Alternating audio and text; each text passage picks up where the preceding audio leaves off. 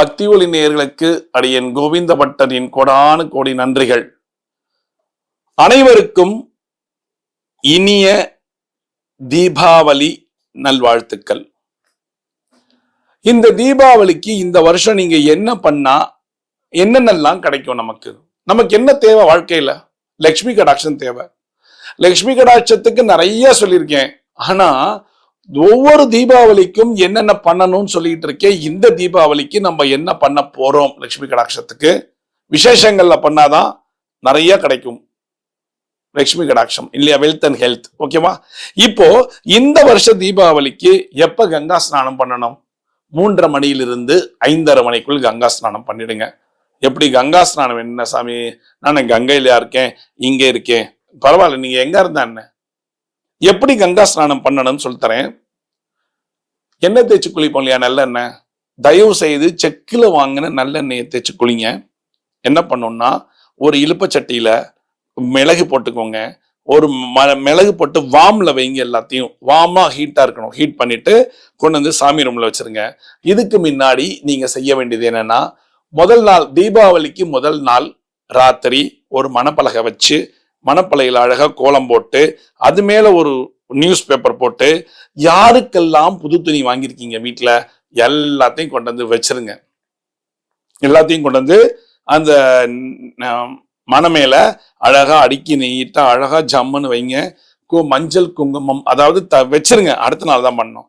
வச்சுட்டு வீட்டுக்கு பெரியவர்கள்னு இருப்பாங்க, அவங்க கிட்ட எல்லாம் வச்சுட்டு அவங்ககிட்ட சொல்லிடுங்க. அப்பா மாமனார் யாரோ, அம்மா நான் இங்க வச்சுட்டோமா, நாளைக்கு அது அப்பா அம்மா இருந்தா சரி, இல்ல அப்பா இல்ல அம்மா இருக்கான்னா அம்மா தான் வீட்டுக்கு மூத்தவா பெரியவர்கள். அதே மாதிரி அம்மா இல்லைன்னா அப்பா தான் வீட்டுக்கு மூத்தவர்கள். இவங்க கையால வாங்கணும். அம்மா அப்பா இல்லை, எனக்கு நான் அண்ணன் வீட்டுல தான் போய் தீபாவளி கொண்டாடுறான்னா மூத்தவர் அண்ணன், அந்த அண்ணன் கையால வாங்கணும். எப்படி வாங்கணும், என்ன வாங்கணுங்கிறத சொல்றேன். வீட்டிற்கு பெரியவர்கள் கையில தான் புது துணிகள் வாங்கணும். புது துணிகள் வச்சாச்சு. எப்ப? தீபாவளிக்கு முதல் நாள் ராத்திரி வச்சாச்சு. Right, okay.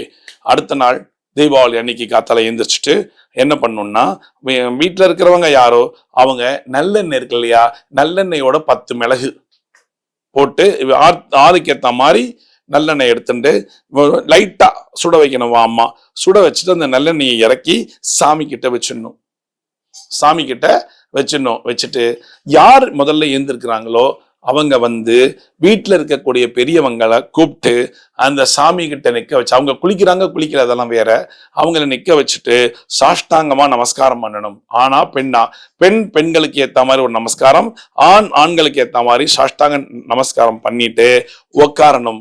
பாட்டியோ தாத்தாவோ அம்மாவோ அப்பாவோ யார் இருக்காங்களோ வீட்டுக்கு பெரியவர்கள் அவர்கிட்ட கொடுத்து கீழே நீங்க உட்கார்ந்துட்டு கொஞ்சம் எண்ணெய் தலையில தேய்ச்சி விடுவாங்க.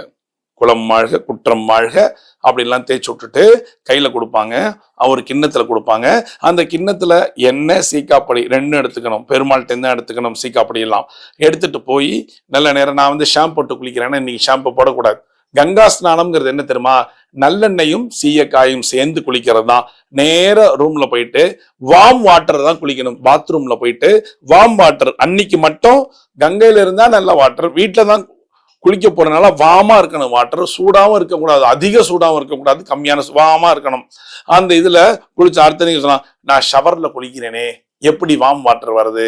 எல்லார் வீட்லயும் வார்ம் வாட்டர் வரும் இப்ப இருக்கிற காலகட்டத்துல.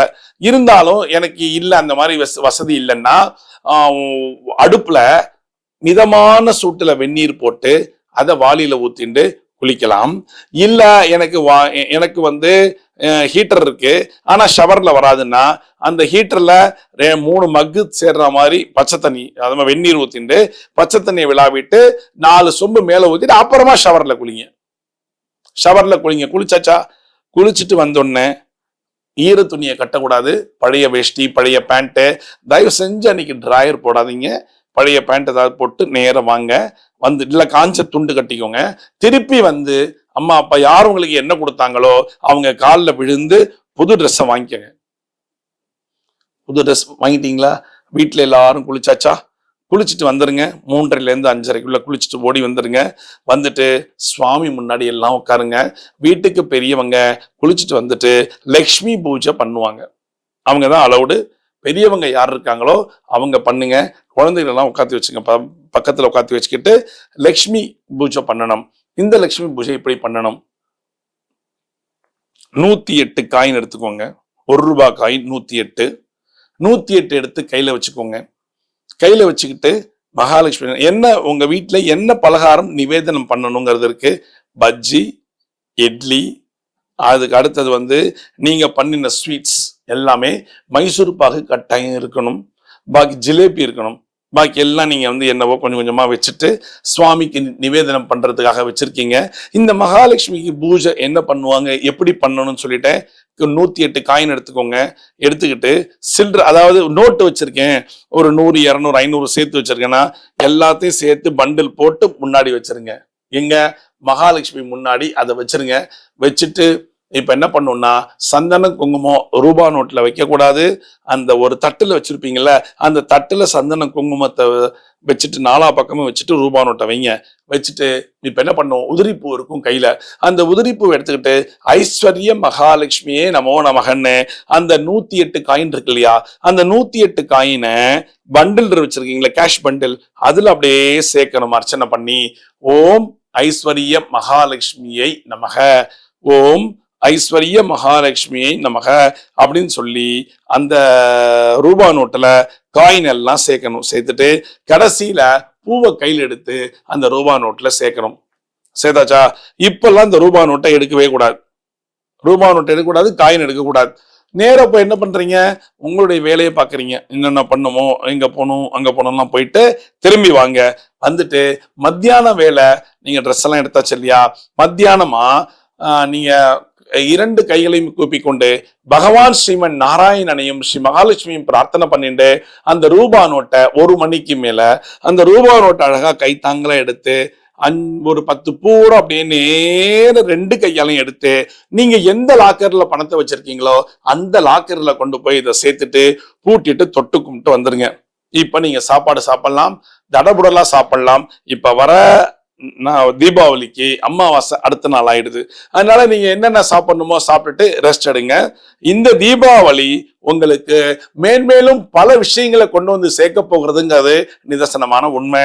இந்த தீபாவளிக்கு உங்க வீடெல்லாம் சுபீட்சமா ஆகி லட்சுமி கடாட்சத்தோட ஆகி நீங்க ரொம்ப நன்றாக இருக்க வேணுமாய் எல்லாம் வல்ல ஸ்ரீமன் நாராயணனை அடியேன் பிரார்த்திக்கிறேன். ஸ்ரீ மகாலட்சுமியையும் அடியேன் பிரார்த்திக்கிறேன் உங்களுக்காக.